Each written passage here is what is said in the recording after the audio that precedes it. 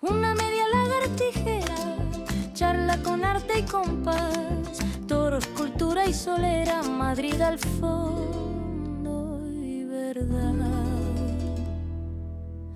Una media lagartijera con ironía y claridad.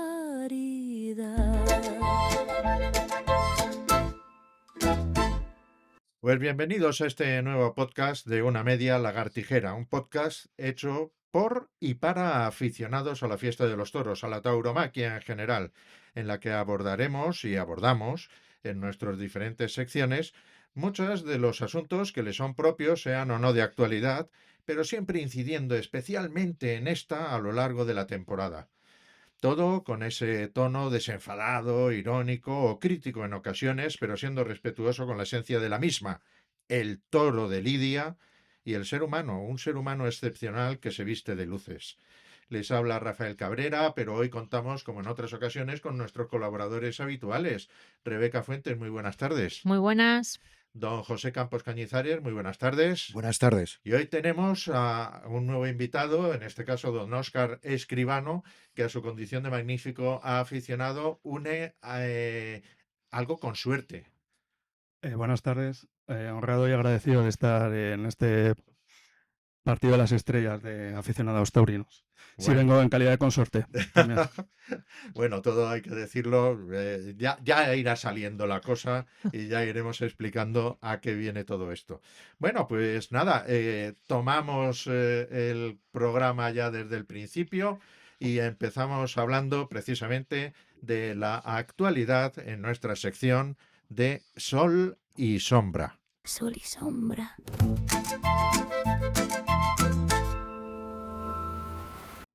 Bueno, pues la temporada taurina ya parece que va despegando. Esta Semana Santa, con su prolegómeno, pues lógicamente ha tenido bastantes corridas de interés en plazas de primera categoría.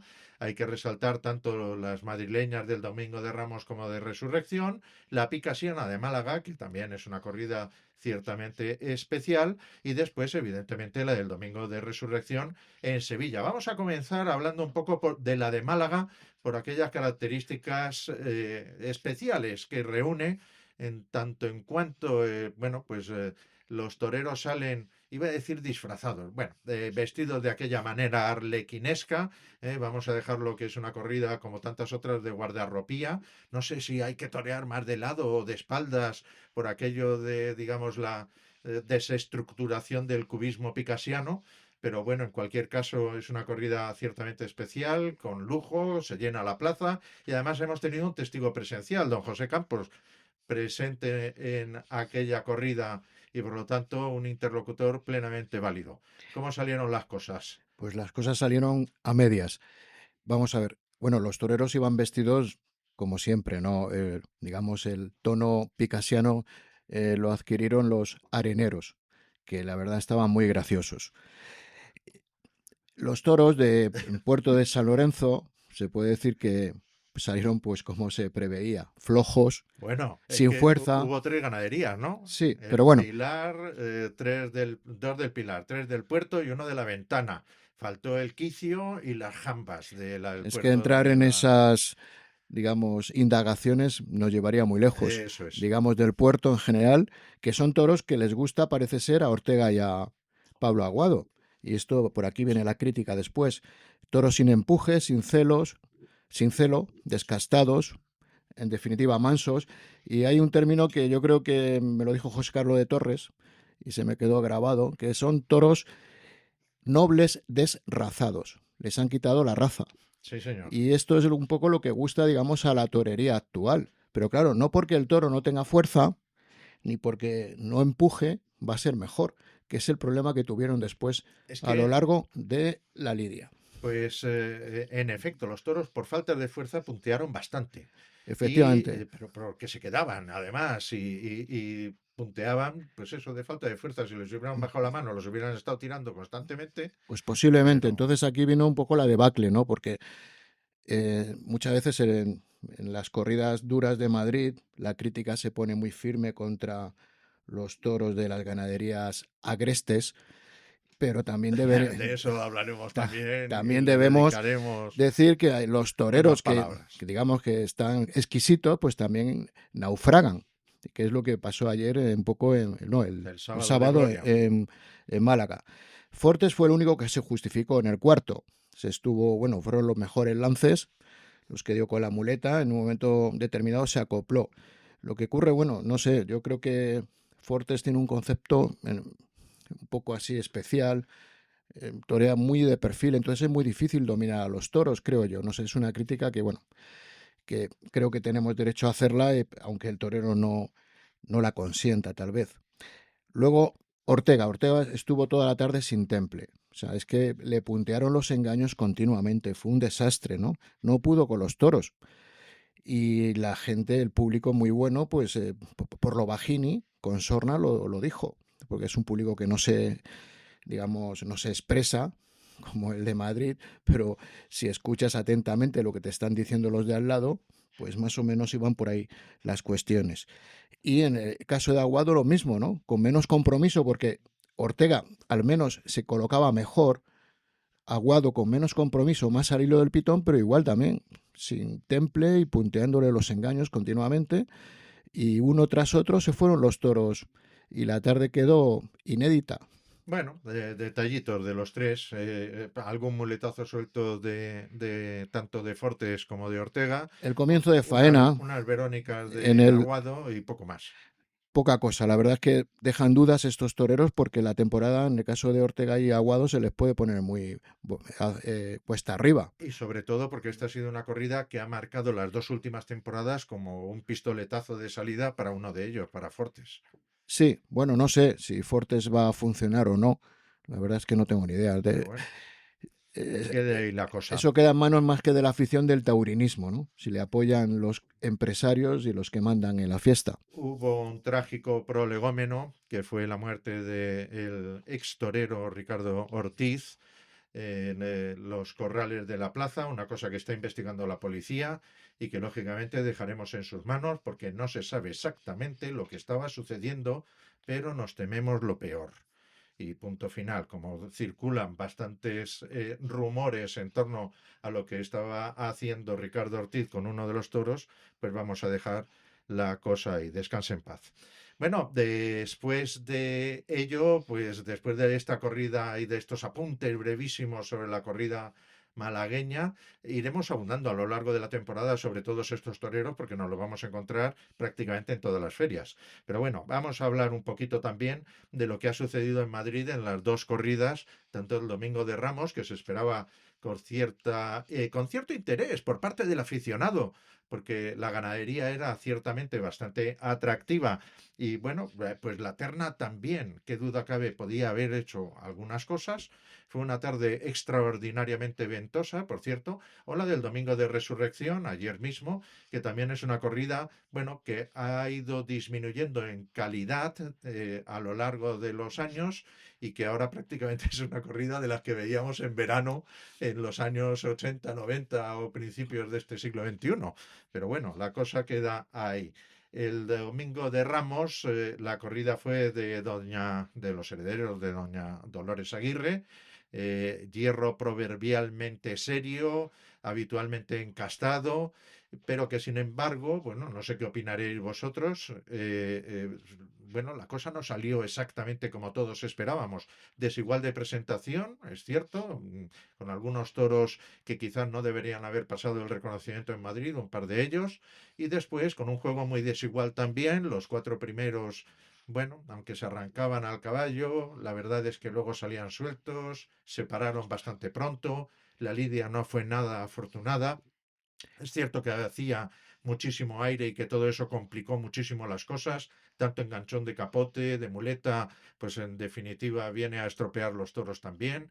Y sin embargo, bueno, pues hubo dos toros al final, el quinto que lució Isaac Fonseca, y hay que decirlo de esta manera, claro está, porque le dio unas distancias extraordinarias y el toro tomaba los dos o tres primeros muletazos de las tandas iniciales con cierta boyantía y con empuje, y que después, a medida que el toro fue perdiendo un poquito de fuelle y él acortando distancias, la cosa se vino abajo, y un sexto, que fue un toro bravo, extraordinariamente bien picado, todo se ha dicho, por José Ney Zambrano, el mariscal Ney habrá que llamarlo a partir de ahora, porque citó perfectamente, puso la puya en su sitio, y la verdad es que ejecutó la suerte como debe hacerse, midiendo bastante bien el castigo, se comportó el toro como bravo, siguió siéndolo en banderillas en el inicio de la faena de muleta, donde cogió en una acogida espeluznante al albaceteño Cristian Pérez, que lo había intentado en el primero, la verdad es que no tuvo toro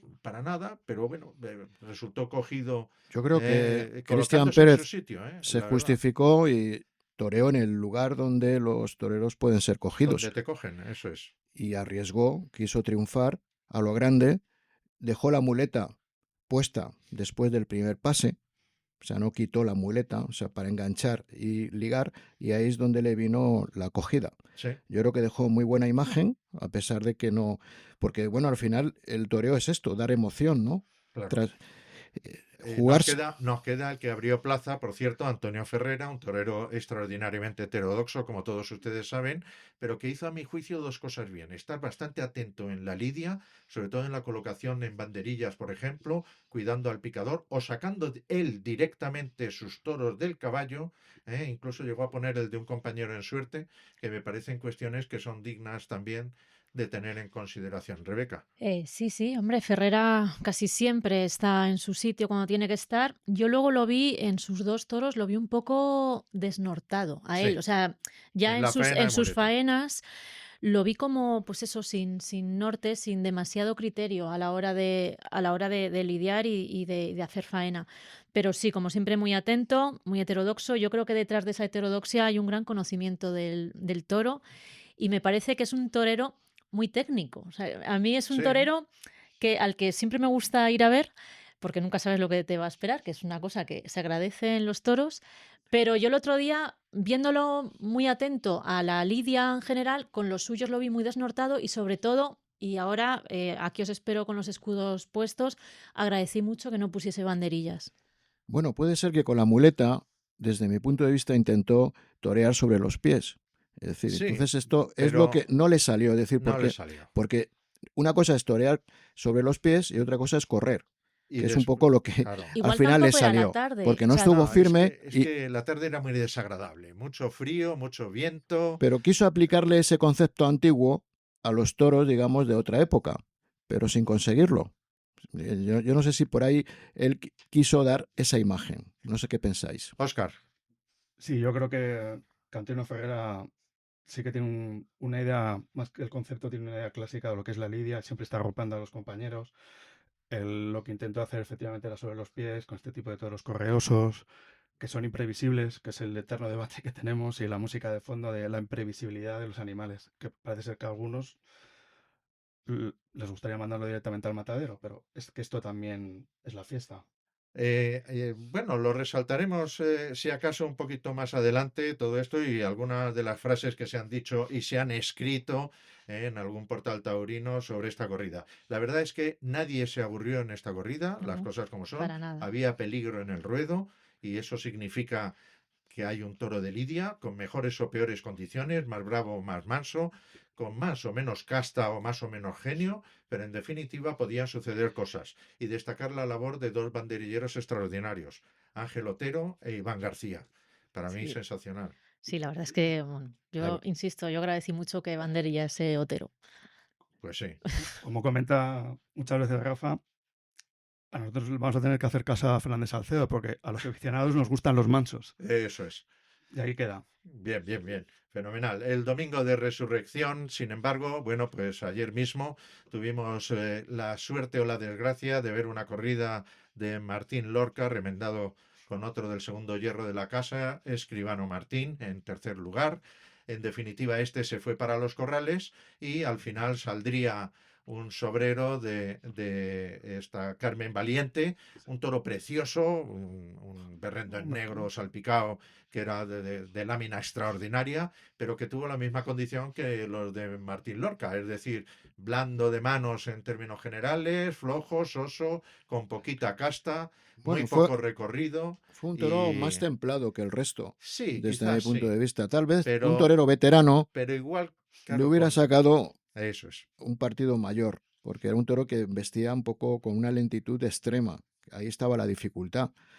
Tal vez por falta de fuerzas, pero yo creo que también tenía esa condición de un toro muy templado. Ujú.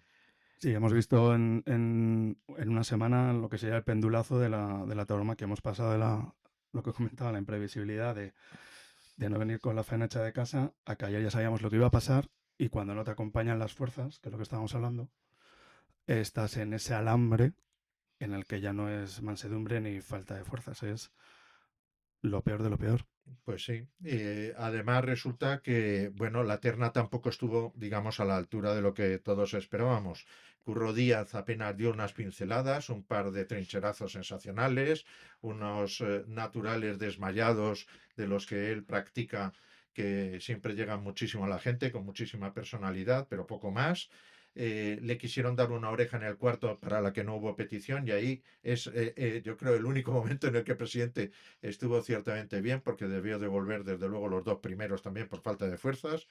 Y bueno, pues Rafa Serna no tuvo opción en su primer toro, que era un marmolillo y era prácticamente insufrible. Además, toda la tarde estuvo llena de enganchones de los tres toreros, tanto de Curro como de Rafa Serna o el mexicano Diego San Román. Y este último, el mexicano, bueno, pues intentó dar unas vamos a ver, gaoneras, pero gaoneras muy eléctricas, sin llevar toreado al toro y tal, pero que llegaron mucho a la gente. Había mucho público joven y todo se ha dicho, también demasiado público extranjero, con lo cual algunos voceras que se pasaron toda la tarde gritando bien, pues tenían cierto eco, Bueno, aunque luego la afición estaba como yo creo que era estupefacha. era una persona solamente, Sí, sí, que pero fue a le animar seguían muchos. a los tres toreros además, no solamente a Curro Díaz. Yo sí destacaría que Curro Díaz toreó en dos tandas en redondo con mucha enjundia y se paró, tuvo profundidad, torería, empaque, esto que este torero tiene. Lo que ocurre que, claro, luego se vino un poco abajo, no sé por qué, tanto enganchó, ¿no? Eso es. No se acopló del todo con los toros, pero sí me gustó Curro Díaz. Y Tiene un... en el cuarto, que es cuando se le pidió la oreja y cuando estuvo mejor, en efecto, se perfiló fuera y dejó un bajonazo. Ya se veía dónde iba a ir la espada y, en efecto, una media lagartijera, no cabe la más mínima duda. Definición del podcast. Pero bueno, es un torero que siempre gusta en Madrid, al que siempre se le espera y esperemos que en la próxima comparecencia es un torero ya con casi 30 años de alternativa, ¿eh? Sí, Óscar. sí, sí, a riesgo de hacer un comentario de cuñado, me recuerda cada vez que torea Curro Díaz un libro que hemos leído aquí todos, que es Tauromaquia de Guillermo Sureda, en la que tiene un párrafo extensísimo explicando cómo torea el brazo que no torea. Entonces, es maravilloso ver las trincherillas de salida por abajo cuando empieza siempre Curro, arropado también ahí en tablas, y cómo a la izquierda se ve cuando realmente se está dejando o está tenso. Eso es. Hay que recordar además que venía en unas condiciones personales un poco, pues lógicamente lamentables por parte de todo el mundo, que es el fallecimiento de su padre el viernes y por eso se le tributó una cariñosísima ovación de entrada, nada más terminar el paseillo. Bien, creo que también vimos a un subalterno lidiar muy bien, que Sí, fue señor. José María Soler en el quinto, y ese toro cambió. Perdona, y Sierra. Sierra puso un Ah, Sierra. magnífico par de banderillas y después lidió bien también al quinto. El segundo toro de Serna Sí, quedó para la muleta en unas condiciones ideales, que tal vez por falta de rodaje, porque claro, y es de colocación. un torero que no torea, pues no puede estar bien ante un toro cuando embiste, que creo que fue un toro interesante, y preparado por Soler. También por el picador. Chocolate le picó muy bien, Sí. también, que hay que resaltarlo. Bueno, ya hablaremos de esto, porque la Asociación del Toro ha previsto dar un premio al mejor picador de la temporada en Madrid y por lo tanto, bueno, pues ya hablaremos con su máximo responsable y presidente, Carlos Rodríguez Villa, en su momento, para ver cómo van los picadores de momento clasificados. No hubo mucho más en esta entrada madrileña y por lo tanto en esta corrida de resurrección o en la previa de Ramos y aquí lo dejamos. El acontecimiento de la tauromaquia fue la reaparición de, iba a decir del Renacido, pero como esa es una película de Leonardo DiCaprio en la que casi le mata a un oso y pasa muchísimos peligros con los indios y cosas de estas, pues no sé si es el término más adecuado. Bueno, el domingo de resurrección en Sevilla ni siquiera reapareció, sino que volvió a torear José Antonio Morante de la Puebla. Corrida de Garcigrande, escasita de presentación, de escasas fuerzas y de poquita casta también, lo cual condicionó también el desarrollo de la primera mitad de la corrida, pero en el cuarto apareció Morante, eh, dio un par de Verónicas interesantísimas, aguantó un parón del toro en una de ellas ciertamente memorable, remató con una media extraordinaria, hizo un inicio de faena ciertamente muy pinturero, fantástico, dominador. Después no hubo toro y acabó, bueno, pues incluso colocándose a favor de la creencia del toro para que éste le embistiese, pero dándole unos pases de pitón a pitón, tanto por alto como por bajo, muy interesantes, tauromaquia añeja, que gracias al diestro de la Puebla, pues vamos recuperando. Mató de una soberbia estocada, empujando con el pecho, y se le concedieron 2 orejas. Quizás un premio algo exagerado en el cómputo total, dado las condiciones del animal, pero bueno, ahí quedó. Roca Rey cortó una oreja en el quinto y David de Miranda, Pepe tiene mucho que decir sobre él al parecer, pues también No, cortó su orejita al final. no, que me ¿Eh? ha llamado la atención que un torero que no toreaba de pronto sea como la base de la temporada. No sé, que está metido en todas las ferias. Es que Y, Ponce tiene mucha mano. Sí, puede hombre, es ser. Y sorprendente, es luego, un nombre en el cartel de ayer. por lo que he escuchado por ahí, le quieren, digamos, comparar con Paco Ojeda, la tauromaquia de Paco Ojeda, ¿no? El enzimismo y el dominio cerca del toro Bueno, entre no los lo podrán pitones. comparar totalmente porque a aquel se le dio el Premio Nacional de Tauromaquia y ya no existe. Bueno, no sé, que tengo mis dudas. No quiero decir que sea un mal torero, ni mucho No, menos, no, un torero No. interesante el año pasado. pero vamos, no sé. Son cosas que llaman la atención, como cuando algo gusta o, digamos, a los que manejan este negocio, pues funciona. Y Eso cuando es. no gusta, pues no funciona. Bueno, a ver, Rebeca, ¿qué te pareció la reaparición del Renacido? Bueno, a ver, a mí es muy difícil preguntarme por Morante porque de todos es conocido mi debilidad por el diestro de la Puebla. Y solo se puede hablar del toreo porque no hubo toros, ¿no? O sea, el ganado fue, yo tengo aquí una nota, puse ganado deleznable, terrible. Justos de fuerza, regordíos, sin casta. Entonces, bueno, pues ante la ausencia de toro, hablamos de toreros. A mí me parece que estuvo soberbio en su segundo toro, del principio hasta el final, como bien has dicho. La estocada me pareció, o sea, me parece que es una estocada para enseñar en las escuelas. Y bueno, lo que se lee al día siguiente es: ha vuelto Morante. Hombre, pues Morante se fue el día 12 de octubre con un Garcigrande en Madrid, Y ha ha vuelto vuelto con un Garcigrande en Sevilla. el domingo de Fante. O resurrección. sea, Bueno, no ha eh, hecho temporada no americana, ha hecho, sí. bueno, no sé, esto ya lo hemos hablado muchas veces. A mí me encanta verlo, pero no sé si Morante ha vuelto al 100% o si está al 100%. Ojalá sí, ojalá todo le vaya fenomenal, porque creo que es, como bien dijo él, Bueno, al ABC el otro día, creo que hace falta, porque cuando miramos el escalafón, pues está, la cosa está un poco fea. Entonces creo que Morante es necesario, pero no sé si este Morante, o sea, es un Morante al 100%, por supuesto, un Morante eh, al que no se le ve en plenas facultades, pues tengo mis dudas. permíteme una maldad. igual que él le robó los titulares a Fernando Robleño el día de su despedida el 12 de octubre en Madrid, en esta ocasión ha sido el rey emérito el que le ha quitado la mitad de los titulares. Pero, a ver, Y alguna foto, bueno, todo hay que la decirlo. foto parecía un retrato de sí, Goya, sí, o sea, perdona, sí, maravi- o de Van Loo con maravillosa. Felipe V, sí, sí, sensacional. Pero bueno, a mí me gustó mucho el inicio de la faena, su segundo toro, y hay un par de tandas por el pitón derecho realmente buenas. Sí, señor. Y bueno, luego ya si nos ponemos un poco frívolos, pues llevaba un traje de torear Pues absolutamente espectacular. muy particular, sí, señor. Un azul noche y azabache que era Era bordado en ciertamente. cristal, Sí, sí, dijo Justo Algaba, sí, sí. Una con, cosa con motivos muy bonita. justamente que recordaban a la resurrección.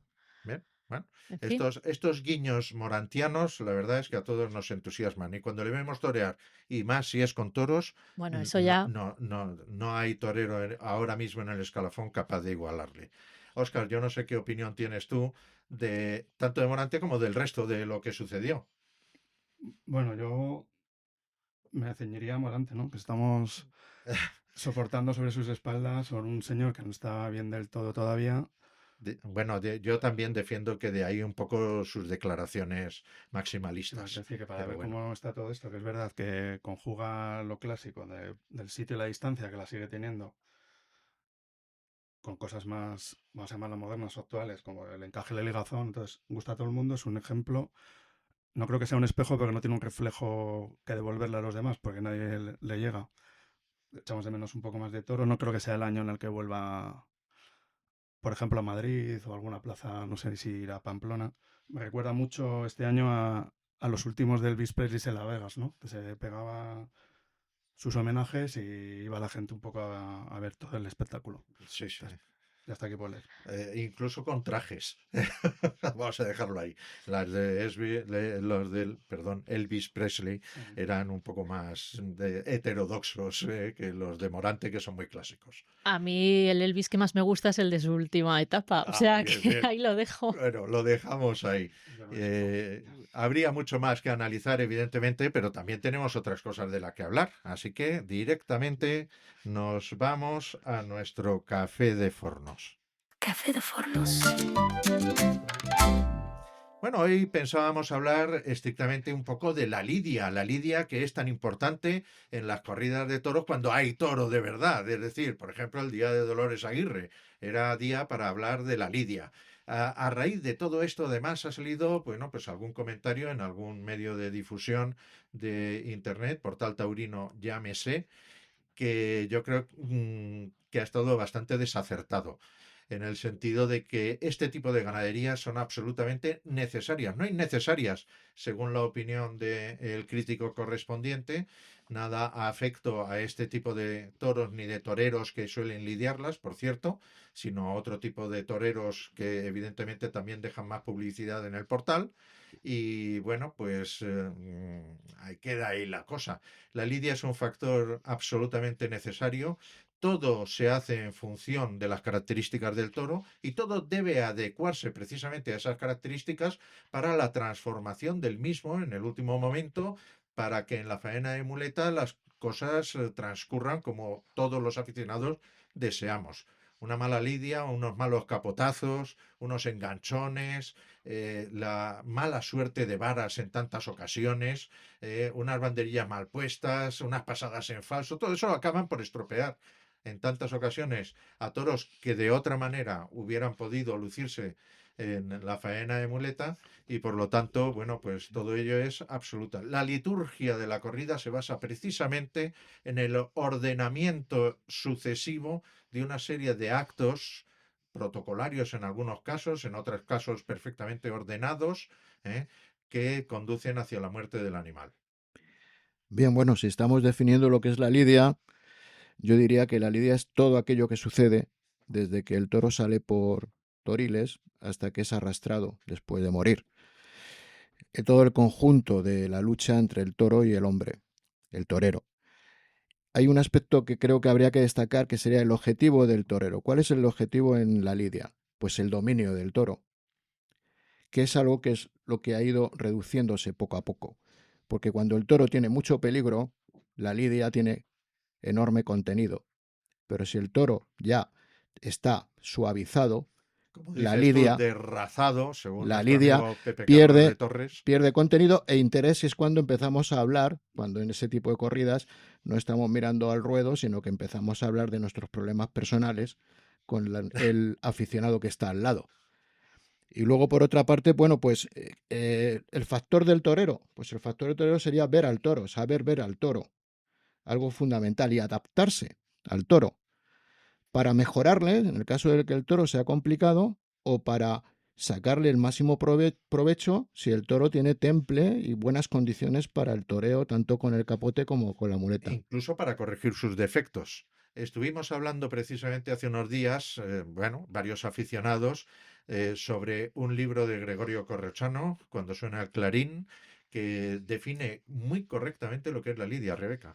Sí, sí, sí. El otro día estuvimos hablando sobre este libro muy recomendable. Cuando suena el clarín, se puede encontrar sin mayor dificultad, en el que Gregorio Corrochano es un libro muy interesante sobre el que se puede discutir mucho, pero Gregorio Corrochano lo que hace es un recorrido por las tauromaquias de distintos toreros y a partir de la observación, él era un observador extraordinario y un análisis crítico que va haciendo sobre las distintas tauromaquias, va elaborando una serie de definiciones, que es la lidia, digamos, extrae cuestiones universales, ¿no? de la observación de esas tauromaquias más concretas. Y bueno, en cuanto a la lidia, hay que leer el texto, por supuesto, pero hay varios fragmentos en los que Gregorio Corrochano ahonda en la idea de que lidiar es dominar a través de una serie de técnicas, pero que para poder dominar es necesario el conocimiento del toro. Digamos que la lidia, y no estoy citando literalmente a Corrochano, sino que, insisto, esto es fruto de la lectura, para él sería una especie de técnica pura para corregir o domeñar los posibles defectos de ese toro y así, una vez dominado, poder torearlo, es decir, aplicarle una cuestión, una expresión más estética, más artística. Es lo que yo he entendido de la lectura de Corrochano, que esto es muy interpretable y muy criticable, pero sí que dice, Perdóname, llevaba 50 años viendo claro, toros y escribiendo de toros en los más importantes medios y públicos. qué toros y qué toreros había visto Corrochano para llegar a una serie de conclusiones, ¿no? Pero al inicio del texto dice que, y leo, nada, son 2 segundos. Dice, de aquí se deduce que hay que lidiar los toros, que hay que saber lidiarlos y que la lidia es fundamental en la corrida, tan fundamental que da nombre a la condición del toro, toro de lidia. Un toro mal lidiado es un drama en el que ninguno sabe su papel, a veces ni el toro. Hacemos hincapié en esto porque es frecuente en la afición novata entender por lidia esfuerzo, vulgaridad, trabajo de trotarruedos, toreo de gañanía, torpeza. Lo torpe es entender así la lidia, que es finura de observación, vista inteligente, conocimiento de las reses, facilidad de adaptación, dominio del toro y del torero. Un gran lidiador es siempre un gran torero con raíces clásicas, aunque se permita, por las circunstancias, licencias modernas y personales. Bueno, pues solo cabe rematar esto con un olé. Desde luego. Óscar. Sí, joder, es que Corrochano nos está explicando en el año 61 lo que ya llevaban 150, 200 años haciendo y lo que llevamos otros 70 años intentando explicar, ¿no? Que nadie decide lo que es clásico, nadie decide lo que realmente perdura. Yo me quedo del libro con 2 frases muy concretas. Una, no sé por qué lo digo, pero me viene bien al hilo. Los toreros retirados no vuelven para competir con nadie, están del otro lado. Vuelven a recoger un dinero que cree que se dejaron olvidado en la precipitada retirada. Eso por un lado. Y luego explica que no sé si volverá a pasar, que esto es cíclico, como todo, no como el cambio climático.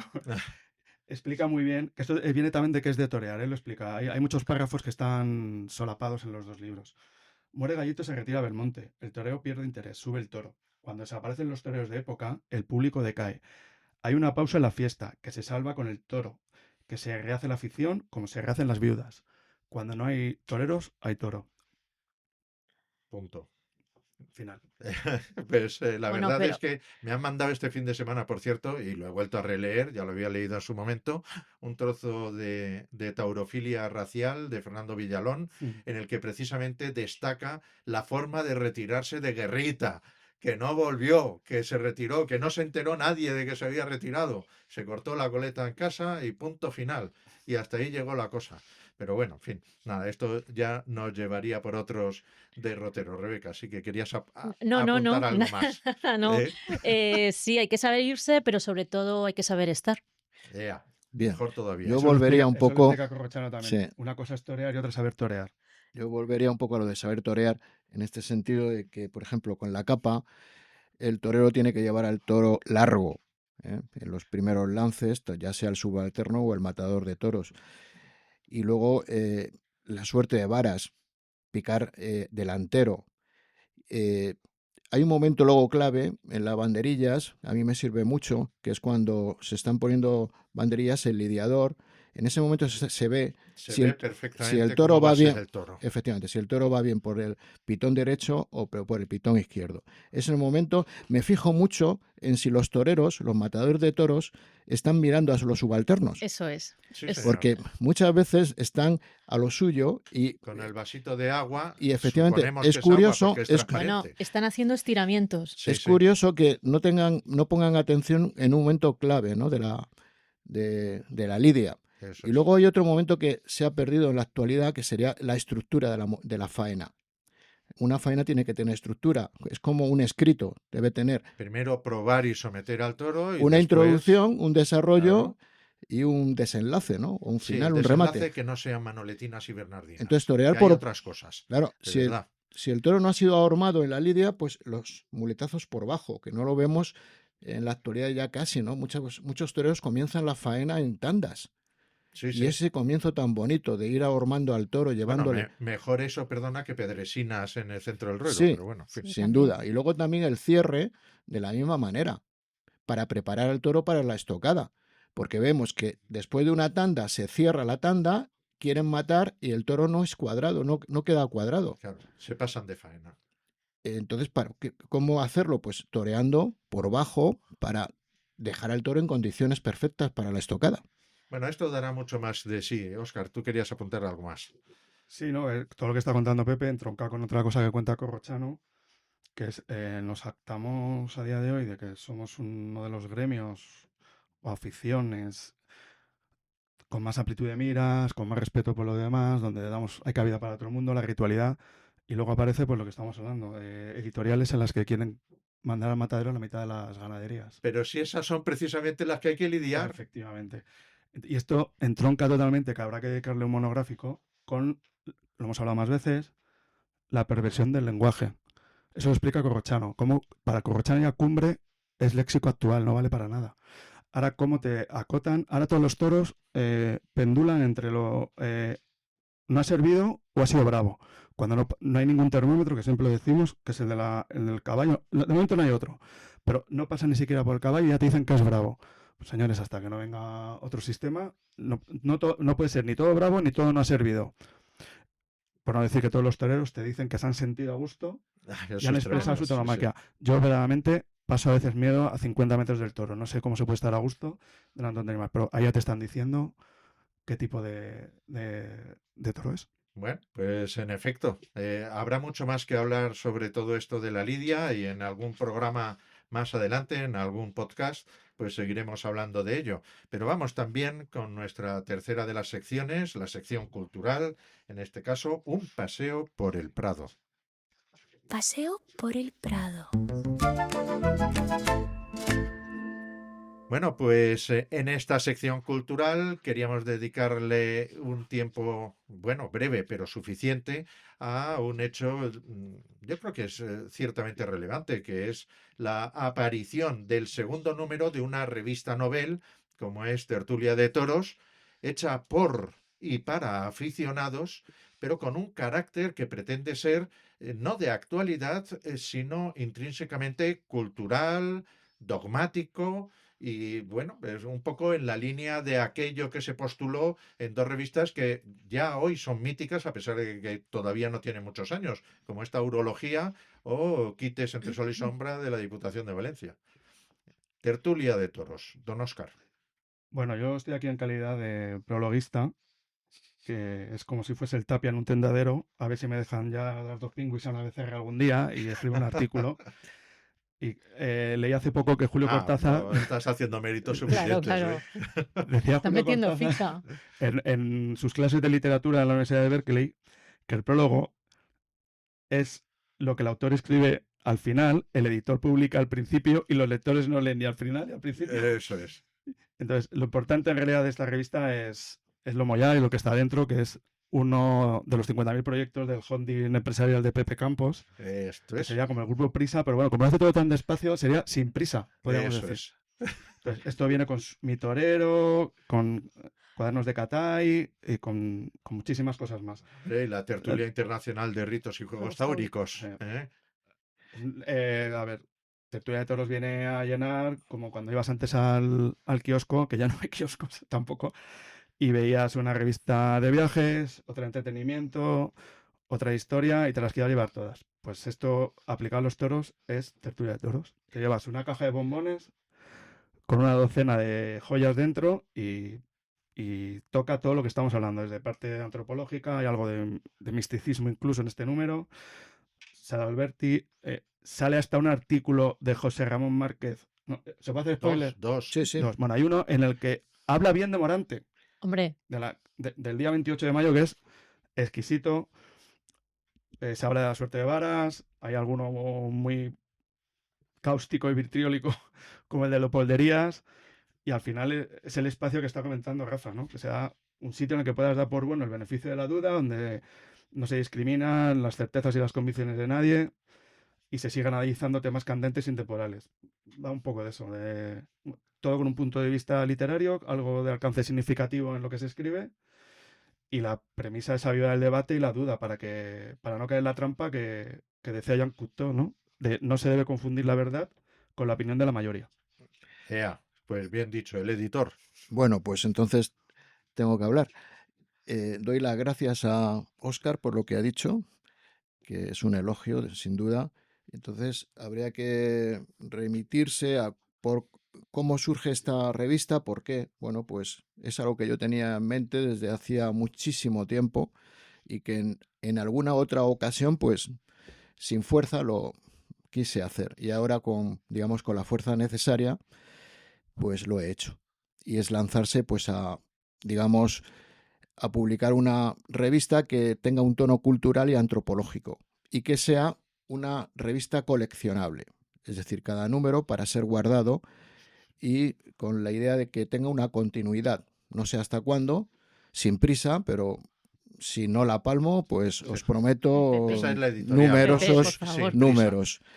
Y en la editorial del primer número ya está un poco descrito cuáles eran los objetivos, ¿no? El escribir sobre el toro auténtico, sobre el toreo de verdad, el clásico, y sobre la ética del mundo de los toros, con libertad, es decir, buscando escritores que no se muerdan la lengua, sino que escriban con toda la libertad del mundo y siendo críticos. Es decir, el crítico como crítico, no el crítico como publicista, porque nosotros no vivimos del mundo de los toros, sino que vamos a los toros. Solemos pagar la entrada, fíjate. Claro, vamos a los toros, incluso vamos no a divertirnos, sino a emocionarnos, a sentirnos partícipes de una de las versiones culturales más importantes que hay en el mundo, que es la corrida de toros. Dentro de los escritores, pues mi intención es encontrar a escritores más jóvenes, una renovación un poco de firmas respecto a otras publicaciones que ha habido anteriormente o cómo el mundillo actual todavía funciona, porque vemos que muchas colaboraciones son de aficionados ya muy mayores. Entonces Muchas aquí, gracias. No sé por qué Pepe, ya- bueno, vamos tú, fatal eso. en tu caso es que eres insustituible. Bueno, madre Pero, mía. es decir, sobre todo, no buscar a aquellos que van a decir lo de siempre, sino Ideas nuevas. Sí, efectivamente, frescas. si es posible, que no es Claro, fácil, con pero fundamento. y de luego si me ayudáis en esta labor, pues para mí fenomenal. Rebeca. Bueno, pues a mí es que el proyecto de Tertulia de Toros me parece uno de los proyectos más bonitos que se han hecho en los últimos años alrededor de este mundo de la tauromaquia, que a veces nos cuesta un poquito salir de la caspa, con perdón. Y esta Tertulia de Toros, aparte de ser una revista en la que los textos abogan por el compromiso, por la ética, por la crítica constructiva, por la observación, por la reflexión, el diseño es una maravilla, la revista como objeto es, como bien decía Pepe, es algo para coleccionar, es original, es muy rica en matices, es muy rica en opiniones y bueno... Es que ahí me he encontrado con una persona muy especial que me ha ayudado, que es Jacobo Pues Gavira. Claro. Y claro, entonces ese tono de, digamos, de diseño de nivel lo tiene la revista. Tengo que decir de la presentación. sí, es lo que iba a decir. El próximo viernes, bueno, no sé cuándo escucharéis esto, pero el 10 de abril en el Puerta Grande se va a hacer una presentación de la revista bajo el amparo de la Asociación El Toro de Madrid a las 8 de la tarde, en la que va a participar el editor, va a participar Rafael Cabrera, Yolanda Fernández Cuesta y José Ramón Márquez. Estáis todos invitadísimos. Y luego va a haber otra presentación, porque las cosas bonitas hay que presentarlas varias veces, el 17 de abril en el Centro Cultural Ángel del Río a las 7:30. A ver, la revista se puede adquirir en la librería Rodríguez, que es la librería que está en la Plaza de Toros de Las Ventas. Vamos, o sea, a mí es que de verdad me parece una golosina y la verdad es que le deseo una larga vida a Tertulia de Toros, unida a la larga vida que le deseo a su editor Pepe Campos. Eso es, a los dos. Bueno, pues Tertulia de Toros, una revista por y para aficionados y que no lleva publicidad ni de toreros, ni de empresas, ni de otras empresas ganaderas. Una revista además costeada por los que estamos aquí. Y Sí, quiero también, decir, y por lo también tanto, hablaría, tiene riesgo si consecuente. me permites, de las fotografías que aparecen en ambos números, que son de Brutales. Jacobo Gavira, que son realmente fenomenales. Ahí hemos descubierto a un gran fotógrafo. ¿No hay editoriales agrestes? No. Bien, bien, bien. Fenomenal. No, el diseño es muy original y es una preciosidad, la verdad. Bueno, pues como ven, la única publicidad que tiene Tertulia de Toros es la que nosotros le hacemos aquí. Bienvenida sea. Y con esto, pues ya hemos llegado al final de este nuestro podcast. Óscar, muchas gracias. Hasta dentro de unos días, seguro. Muchas veces. Bueno, gracias por dejarme participar en la Capilla Sixtina. Nada. Los que sabéis. Aquí tenemos a Miguel Ángel, que se llama Pepe. Muchas gracias también. Bueno, Diseñador y proyector de buena todas rutina. estas cosas. gracias. Y a Rebeca, que es la iluminista. Así que nada, muchísimas gracias. La A que da luz vosotros. a este programa. Muchísimas gracias a todos ustedes y hasta el próximo podcast de Una Media Lagartijera.